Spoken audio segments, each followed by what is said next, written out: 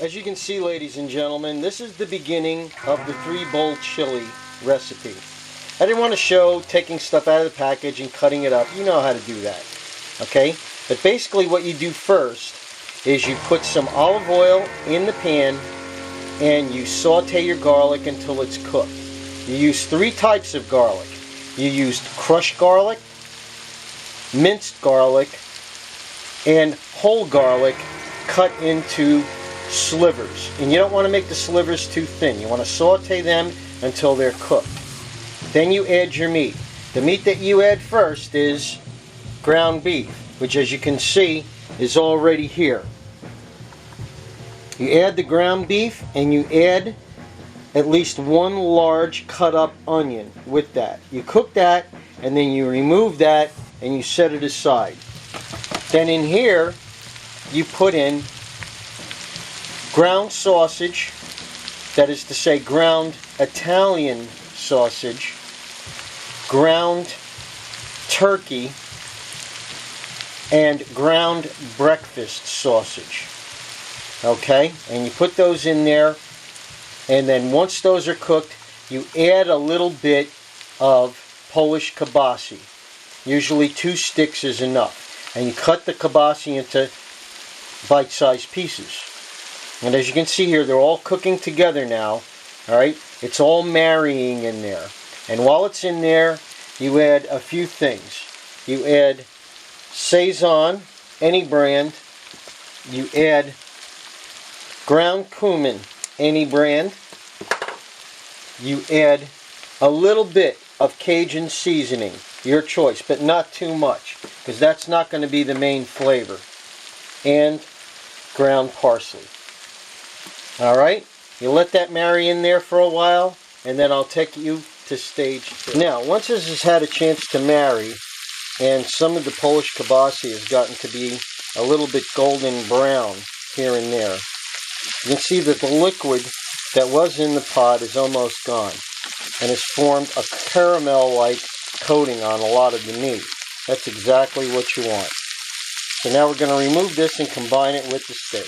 Now, as you can see, the meat's been removed and combined with the steak, and in the bottom is a bunch of like grease left over from the pork. Okay? And you have all those good leavings in the bottom of the pan. You want to hold it at an angle, let the oil drain or the grease drain quite a bit, and just dump it in the drain. Okay? And once you do that, then you're going to add a little bit of water, and you're going to flavorize that by boiling. Now here we have the leavings in the bottom of the pan flavorizing, as I've added some spring water. And now that's all going to turn from a caramelized type of substance in the bottom of the pan into almost like a bouillon. And that's where you get the Magnus flavor of the 3-bowl chili. That's right there. That's the holy nugget that you've been waiting for. Just love that chili smell. Now, you take the flavorized leavings that were in the bottom of the pot and you just combine them right over the meat that you've put in a separate bowl. And what this does is this allows the rest of the flavor to absorb into the meat, which will later transfer into the chili proper. Now, here we have a mixture of white navy beans and black beans. And what these are doing right now is these are steeping in the boiling water, which we're going to let them set in there for about an hour so that, you know, that they will fill. And then we will drain this water into a separate container, fill it with fresh water, and then we will begin to cook the beans. But these are not cooking right now, they're just hydrating. Okay? The reason we're putting this mixture right here, this liquid, into a separate container is because once it cools down, I will sample that. And if it tastes good to me, then I may add some of it to the final mix. If If it doesn't taste good to me, then I won't. And you never know from batch to batch because crops differ widely. Now what I have here is an Atlas mason jar filled with a concoction of Italian spaghetti sauce, Campbell's tomato soup, Campbell's tomato juice, a tablespoon of cumin, a tablespoon of parsley, and the chipotle or arrabole pepper sauce. And I put it in there. I add a little bit of non-fat milk, and then I shake it up. And I just let it set for a while, and then I add this to the concoction later. Now, I've drained the beans, and after tasting the first bean water, I decided it was too bitter to add any of it back into the mix. So this is fresh spring water added back to the beans for the rest of the cooking and hydration process. What we have here is we have a chopped onion and 3 bouillon cubes. What you want to do is you want to take and add those onions to the mix.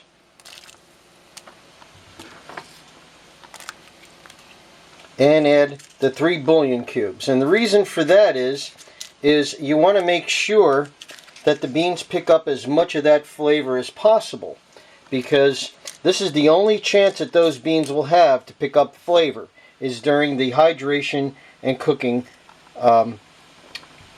stage. Now I want to caution you against adding salt. Do not add any salt. If you do, you're going to regret it because it will slow down the hydration process and the beans will take forever to cook. You'll come back to it, you'll taste it, say, wow, those beans are still hard. And that's because you added salt. Don't add the salt yet. That'll come much later. Okay, now that the beans are nice and tender, we remove the lid. And we remove the lid on our sauce. And whether I can do this one-handed or not is subject to experimentation. So I won't do it. Now that the beans are nice and tender, we remove the lid. And we also remove the lid from our sauce that has been sitting. And then we add it to the mixture. And what we want to do is we want to actually put a little bit more water in here and make sure we get every last little bitty drop out of there. Now, we replace the lid after stirring it a little bit. And as you can see, it's starting to take on that chili color now. Alright? See that? Stir that up a little bit. Replace the lid. And now, we set our timer for 30 minutes. And then we let it marry just a little bit longer. Now, this has been cooking now for a while. And as you can see, I've taken a can of creamed corn, just one can of cream style corn, any brand, and I've added it. And what that adds is that adds a certain flavor that really appeals to people. And once you've added that, then you take your meat, and you remember we had the meat in this area here, and we add it 1 spoonful at a time.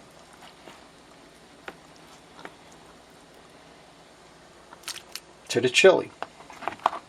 And as yet, I have not added any salt, but I will soon. Now, one of the things you want to be careful about is you don't really want to overcook this meat in the chili, because you want it to maintain its caramelization to the point where, like, you know, if you take a piece in your mouth, it's still going to have flavor from the pot in it.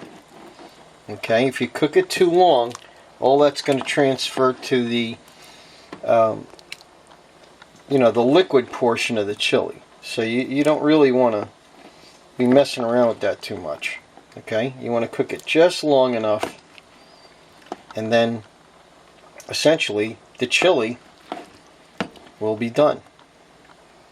As you can see, it's no big trick. Okay, once you get enough of it out of here, then you can actually take it and pour the rest in there. And you can scrape that plastic container later. If a piece of meat falls out like that one just did, you can go ahead and pop it in your mouth. Get a taste of what's to come. Tastes great too. So I'll just stir that in a little bit without over stirring it. And I just kind of want it to steep at a low temperature. And that's going to stay like that for about 30 minutes.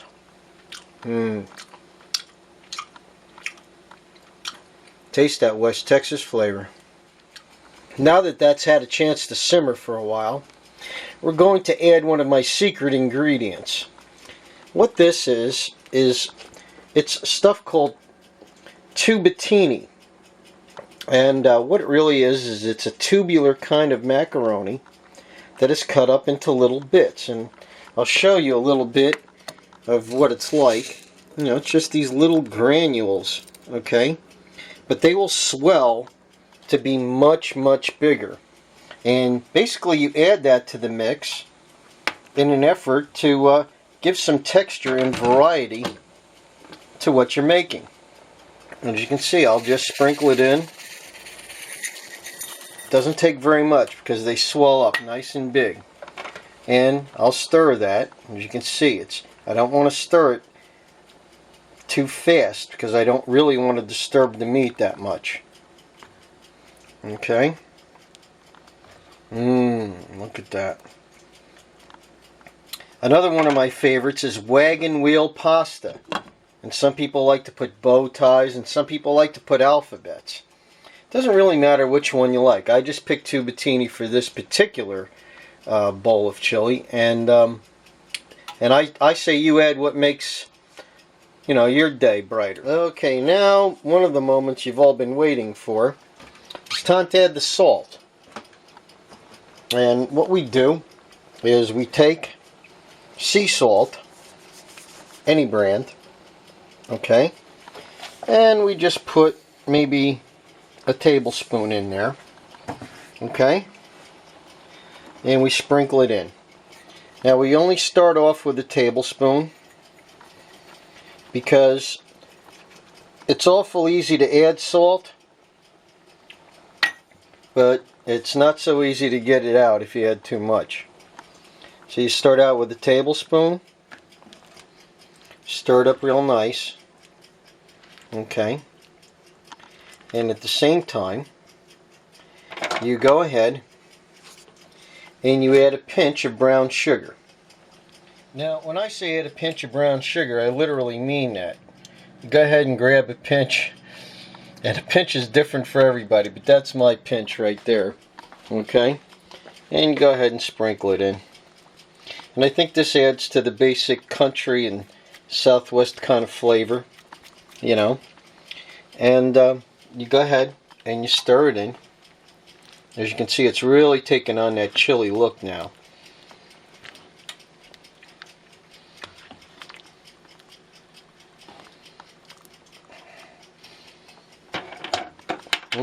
Isn't that great? And look, it was so easy, and it's not done yet. We still have a few more steps to go. Now we're getting to some of the other holy nuggets. As you can see, this is simmering quite nicely. And the beef is starting to get really tender. Okay. And one of the secrets I'm about to show you is that around the edge here, there tends to develop a bit of a skin. You can see as I touch it here, it kind of comes up. And there's like a little piece right there. You can see it coming up. Okay, and you see it's actually sticking to the spoon. Alright? Well, what you want to do is every once in a while you want to go around the edge and turn that in, because that adds a bit of flavor that is totally indefinable. And you want to stir that back in, let it become part of the mix again. And as the skin develops, you stir it back in. And it is extremely important because it just is something that like you can't really explain. Okay, it just happens, and and the flavor is indescribable. If you was to take just a little piece of that and eat it with a spoon, you would just feel an explosion of flavor. And as you can see, I'm about to try a little bit of it now, or just a little bit of the brew. And it seems that I selected exactly the right amount of salt. And so I'm going to let that cook now for about 15 or 20 more minutes, testing the beef every once in a while. As soon as the beef is done, then this is done. However, if you find that the brew is not, thick enough for you, if you want it thicker, if you like thick chili, then what I recommend that you do is you take a little flour and a little bit of the brew, and just like a tablespoons at a time, mix it together and then add it and mix it in well, and then that will thicken it up the proper amount. You can also use cornstarch in lieu of flour. Now once again, it has been cooking for a while, simmering nicely. Just below the surface is an explosion of flavor. It's really awesome. But we're not quite done. When all of this is said and done, okay, you take your favorite chili habanero, the green chili sauce.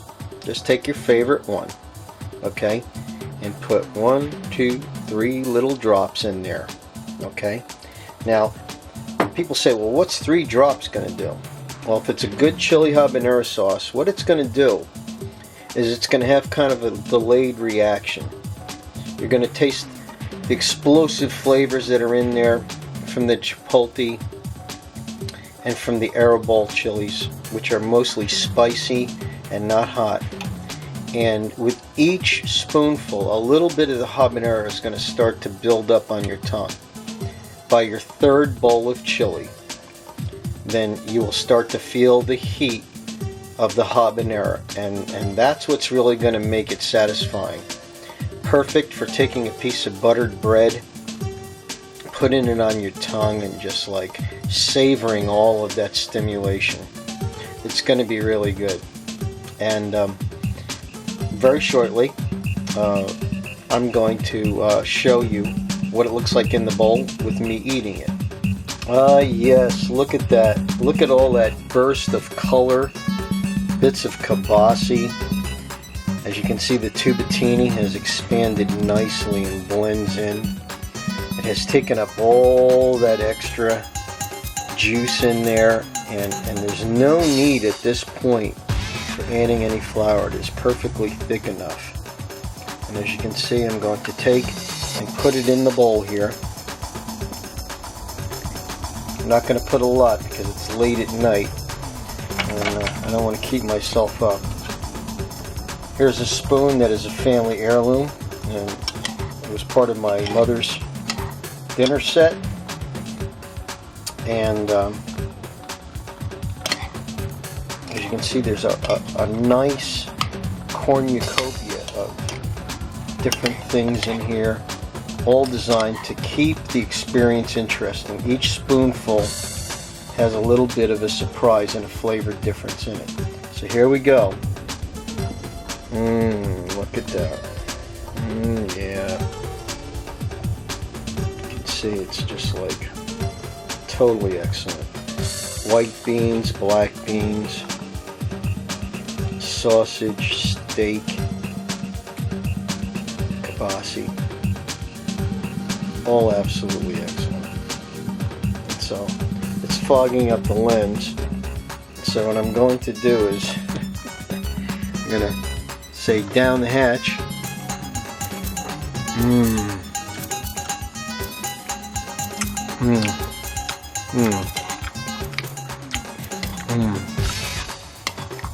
That tastes like more.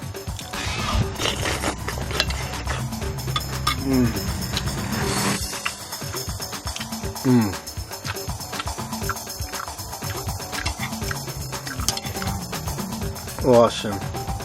Well, listen, good night, everybody. Leave a message on on the video portion where you can leave messages for me, and let me know how yours turned out. So, as they say in certain parts of the world, bon appetit. But that's a French thing. So I figure that since chili is a basically Spanish type origin meal, I'll say something more appropriate like ay caramba. So it's ay caramba, amigo. This is OXOjamm Studios Kitchens signing off.